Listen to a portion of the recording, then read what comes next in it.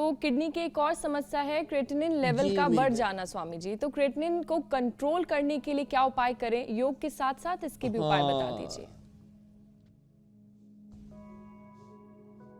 तो मंडूकासन और योग मुद्रासन तो सब करो ही करो। तो देखो अब ये जो क्रेटिनिन लेवल है ना, ये भी बड़ा खतरनाक है। तो क्रेटिनिन लेवल की भी बात कर लेते हैं। एक तो कपालभाति करना। क्या करना बोलो? कपालभाति और अनुलोम विलोम। और कपालभाति पैर सीधे करके भी कर सकते हैं, कपालभाति कुर्सी पर बैठ करके भी कर सकते हैं। कुर्सी पर ऐसे ही बैठ गए ना, कितना अच्छा है। कपालभाति और अनुलोम विलोम करें। नमक बंद, चीनी बंद, थोड़ी दिन अनाज भी बंद, केवल जौ का आटा का सेवन कराते हैं, केवल जौ, और कोई दूसरा आटा खाना ही नहीं। No grains, no wheat, no rice. सबसे ज्यादा दो खाते हैं। वैसे तो खाने को हम नहीं खाते, खाना हमें खाता है। नमक ज्यादा, चीनी ज्यादा खाते हैं, तो नमक और चीनी हमको खाने लगते हैं। तो मिर्च मसाले सब बंद करने पड़ेंगे, अनाज भी बंद करना पड़ेगा, जौ का आटे का दलिया, जौ की रोटी, और फिर रीनोग्रिट। ये बड़ी जबरदस्त है रीनोग्रिट। रीनोग्रिट की सुबह दोपहर शाम 2-2 गोली, और किसके साथ ये खाना? नीम और पीपल के पत्ते 10-10 उसके साथ। ये पॉइंट दबाना। कपालभाति करते करते देखो हाथ पैर में, ये हाथ में पॉइंट है, यहां से और यहां से, ये पॉइंट दबाना। और के जौ का ही सेवन करना। 2 महीने में 10 तक भी क्रेटिनिन लेवल वापस आ जाएगा। नहीं तो पहले डायलिसिस, बाद में किडनी ट्रांसप्लांट, और बाद में मौत।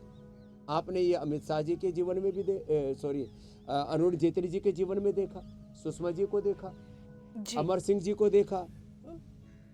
5 से 10 साल अधिकतम सरवाइव कर पाते। सबका यही हाल होने वाला है। जो भी किडनी ट्रांसप्लांट करके 50-50 लाख 1-1 करोड़ रुपया खर्च करते हैं, कोई सिंगापुर में जाकर के बदलवाता है, कोई अमेरिका में जाके बदलवाता है।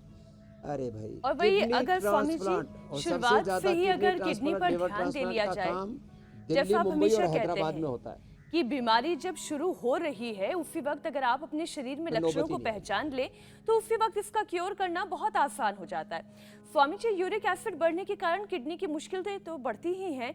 यूरिक एसिड किडनी पर कैसे असर डालता है ये आप समझाइए। और साथ ही साथ जो छोटे बच्चे हैं उनके अंदर भी हम ये देख रहे हैं कि नेफ्रोटिक सिंड्रोम जो 2 से 6 साल के बच्चों में बहुत पाया जाता है। इतने छोटे बच्चों में किडनी की बीमारी होने के पीछे क्या वजह है? ओहो, ये आपने बहुत अच्छा पूछा। ये छोटे बच्चों में प्रॉब्लम आ रही है।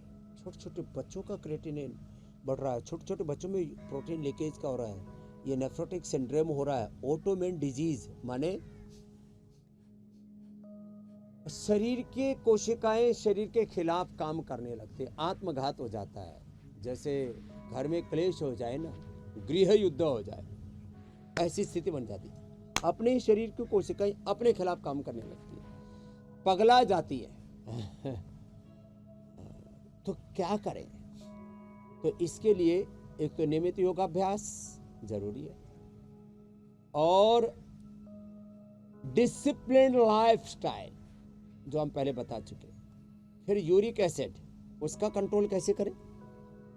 यूरिक एसिड के लिए गोखरू का पानी, गोखरू और धनिया का पानी बेस्ट है। और ये मूली, और मूली के साथ ये मूलाराम भी आ गया। मूलाराम, इधर ये मूली राम है, इधर मूलाराम। राजस्थान में तो नाम ही होता ना मूलाराम। मूलाराम, तोताराम, गंगाराम।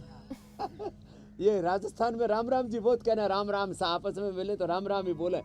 पहले तो राजस्थान में बोल रहे थे, 22 जनवरी के बाद पूरा देश राम ही राम जप रहा है। तो खैर, ये मूली राम बूढ़ा राम खाओ, पत्ते के साथ खाओ, पत्ते के साथ खाओ, इसकी भुजिया बना के खाओ। नहीं तो किसी किसी को थोड़ी तीखी लगती है ना, तो भुजिया बना करके खा लो, तीखापन दूर हो जाता है। 1 चम्मच गाय का घी डाल के, है ना, थोड़ा सा, उससे फिर स्निग्धता भी आ जाती है, इसका तीखापन कम हो जाता है। खैर, तो यूरिक एसिड के लिए एक तो गोखरू और दूसरा गोखरू, धनिया और जो, ये जो रखा हमने यहाँ, ये रखा जो, हेलो गोखरू, जो, कुलथ, इसका काढ़ा बना करके ले ले। धनिया, यूरिक एसिड एकदम, चंद्र प्रभावटी गोक्षरादि गोगुल रेडीमेड है, खाने के बाद ले ले। वैसे गोखरू की ट्राइघन और धनिया की कोरी घन, हमने ट्राइघन कोरी घन ये वटिया बना दी पहली बार हिंदुस्तान में। ट्राइघन कोरी घन ये वटिया भी बना दी हमने।